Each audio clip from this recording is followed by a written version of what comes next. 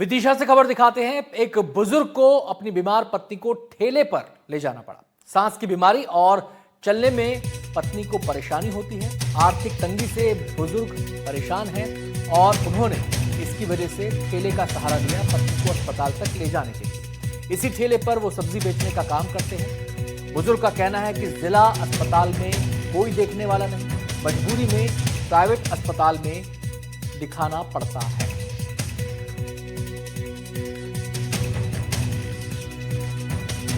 अस्पताल जा रहा है काली फाटक रोड पे डॉक्टर पदम के यहाँ। पदम जैन के हाँ वहीं जाते हैं, रात दवाई देने। क्या हो गया माता जी को? तबीयत ठीक नहीं है, ब्लड प्रेशर, सांस की पाँव के मारे चलते नहीं बनती। चल नहीं पाती? हाँ। अच्छा, तो आप ठेला से जा रहे हो और कोई साधन नहीं है? साधन नहीं है, ऑटो को पहुँचे नहीं हो पाते। ऑटो चलाता हूँ मैं। और चलती है और ये घूंटे में कमर में दर्द रहता है, चल नहीं पाती हूँ और सांस की भी बीमारी है। हाँ चलती है। अच्छा, फिर कहाँ जा रही हो? पदम डॉक्टर के पास जा रही हूँ दवाई करवावे। अच्छा, हमेशा वहीं से कराती हो क्या? अब वहीं से कराते हैं। सरकारी में भर्ती हूँ तब मोड़ा मोड़ी कितने परेशान होते हैं। अच्छा, जैसे फिर इससे जाती हो? हाँ ठेला जाते हैं, ठेला से। हमेशा ठेला से जाती हो? कितने वर्ष हो गए आपको इससे जाते जाते? अब यहाँ से होगा 10 बरस हो गए। अच्छा, 10 साल से आओ। हाँ सांस की बीमारी है आप? सांस की बीमारी, चल नहीं पाती? चल नहीं पाती। ये घुटने में और कमर में दर्द रहता है, पूरे शरीर में दर्द रहता है। राजनांदगांव में इस बार भी धान की बम्पर आवक हो रही है, जिससे राजनांदगांव जिला धान खरीदी में पूरे छत्तीसगढ़ में सबसे आगे है।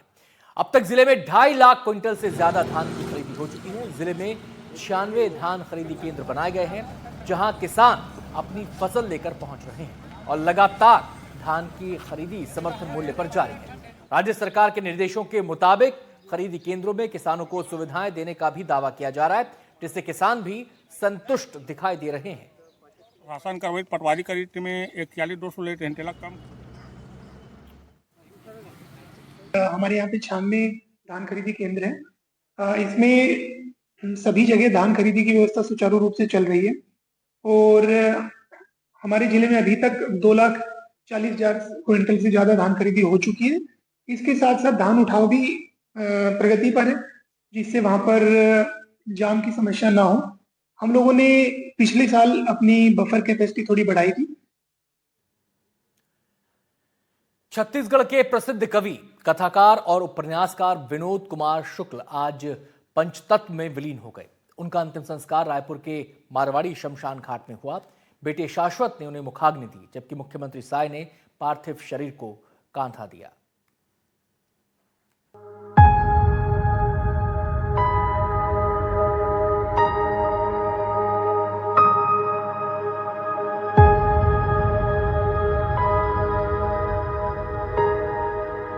जिंदगी एक है, बस वही बार बार अलग अलग रूपों में लिख जाती है।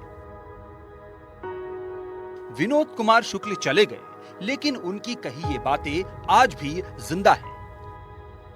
वरिष्ठ साहित्यकार और ज्ञानपीठ पुरस्कार विजेता विनोद कुमार शुक्ल का रायपुर में राजकीय सम्मान के साथ अंतिम संस्कार किया गया। अंतिम संस्कार से पहले मारवाड़ी मुक्तिधाम बूढ़ा तालाब में उन्हें गार्ड ऑफ ऑनर दिया गया।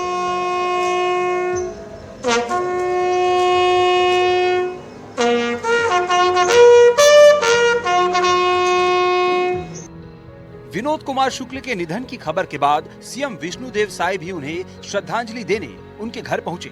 शैलेंद्र नगर स्थित उनके निवास से अंतिम यात्रा निकली। सीएम साय ने विनोद शुक्ल के पार्थिव देह को कंधा दिया। लिखने तो विधि का विधान है, वो हम लोगों के बीच नहीं रहे, तो उनको हम विनम्र श्रद्धांजलि अर्पित करते हैं और प्रभु से प्रार्थना है कि उनकी आत्मा को शांति दे, अपने चरणों में जगह दे और शोक संतप्त परिवार को इस गहन शोक को सहने की शक्ति प्रदान करें। पूरा प्रदेश दुखी है। कुमार विश्वास सहित कई लोग विनोद कुमार शुक्ल के अंतिम दर्शन के लिए पहुंचे। कुमार विश्वास ने कहा कि हिंदी का बहुत बड़ा प्रतीक पुरुष विदा हुआ है। हिंदी का ही नहीं, भारतीय भाषा का बहुत बड़ा नुकसान है।